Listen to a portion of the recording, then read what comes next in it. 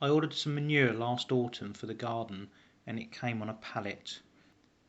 Not having a car large enough to take the pallet to the local recycling depot, I would need to break it up first, but given the pallet looked new and I'd have to break it up anyway, I thought I'd make something for the vegetable garden instead. So in this project I'm going to make a potato planter.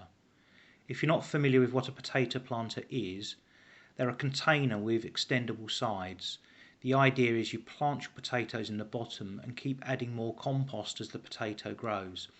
This encourages a large crop, and because you're growing them vertically you get a lot of potatoes in a small area, so they're great for small gardens, patios, etc. First of all I need to break down the pallet. Once you get the first 3 boards off the back, it gets a bit easier to disassemble. There are 13 boards in this pallet, measuring 4 foot by 4 inches wide and 3/4 of an inch thick, plus 9 wooden blocks that are 4 inches on each side. This project is going to use almost all the wood, so there will be very little waste.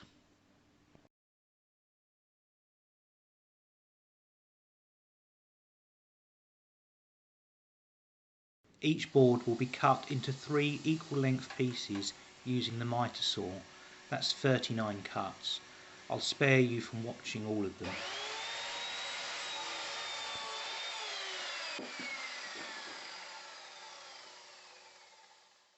Here I'm marking up the boards for the base. They were cut slightly shorter as the sides will wrap around the base. I then ripped one of the boards down to size using my newly restored bandsaw. 4 of the wooden blocks will become legs for the planter. I measure and then cut them on the Mitre Saw. The blade on the Mitre Saw is a multi-material one, so cuts through nails as if they weren't there. I marked up where the feet would go and drilled some pilot holes.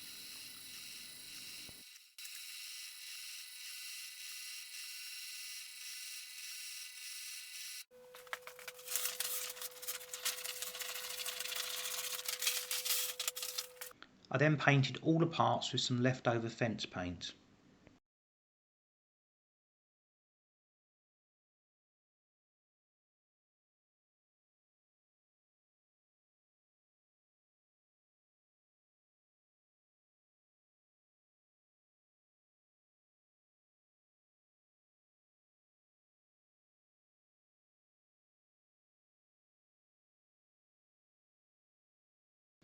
I cut some of the wood into small strips. These will be used to fix the base of the planter to the sides.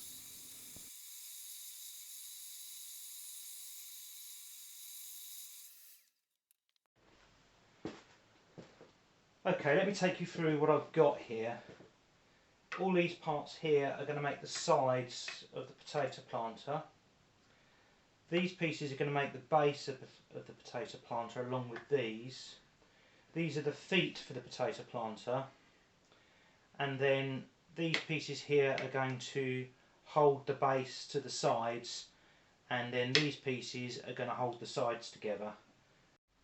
I thought I'd show you this comparison between the size of the grain on the pallet wood versus the size of the grain on a normal piece of pine. You can see this wood here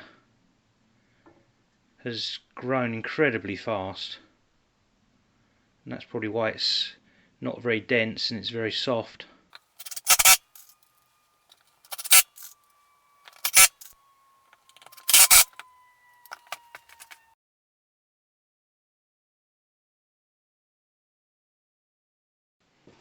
Okay, so that's the base made. Just flip it over, you can see what I've done. It's quite simple. Now to make the sides. Okay, so how I'm going to fit the sides to the base is I'm going to have a piece of wood here on the bottom screwed in, and if you imagine this is the base is going to sit on that piece of wood, and it's going to be sandwiched in place with another piece of wood the other side. And I'll do that on all 4 sides. While this is playing, I'll share my thoughts on using pallet wood. Whilst it's generally free, it's poor quality and full of nails, and I wouldn't put this through any dimensioning machines, because you're bound to miss a nail and ruin your planer or thicknesser. I think if you're like me and you find it difficult to dispose of pallets, then use them in a rustic project like this, but I for one won't be scouring the neighbourhood for them. I'm glad I found a use for the pallet, but it's very much not a material I'll be seeking out. However, when I order my next bulk load of compost, I will make something from the pallet again, just to get rid of the damn thing.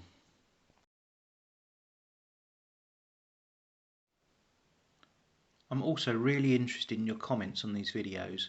I'm a novice when it comes to video production, so what am I doing right, and what could I improve on? Let me know in the comments. Here I'm making the sides using pocket holes. You can see there's an overlap on each side. This is so that I can form an alternating pattern at the corners of the box. The corners are simply nailed together. I wasn't quite sure how well this would work, but it turned out really well and the sides have no movement whatsoever. I then glued in some guides so that the removable top extension pieces lined up when fitted together.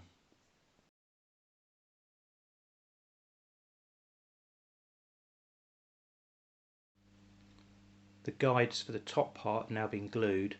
It's very cold in my garage, so I shall leave it a day for the glue to dry, and then all that's needed is to line it all and to give it another coat of paint.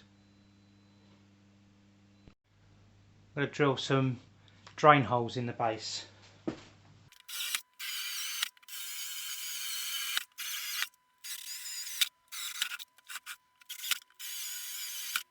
Now I'm going to line the base using an old compost bag and a staple gun.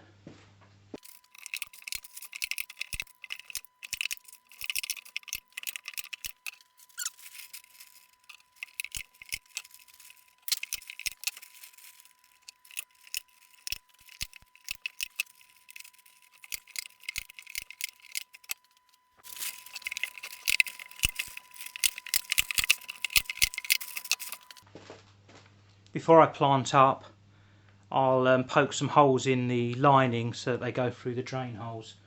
It's far too early in the year to plant my potatoes now, but I will line the three sides as well.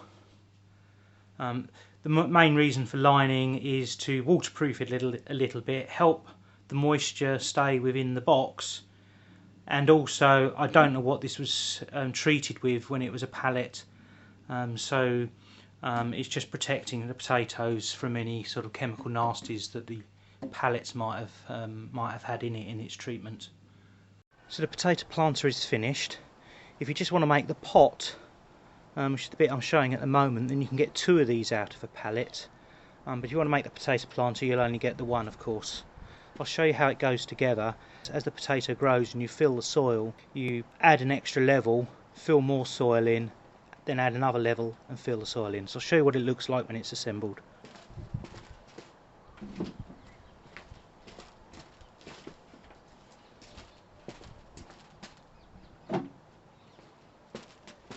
If you've got any comments on how I make my videos and how I can make them better, or things you'd like to see made with a pallet, then leave notes in the comments.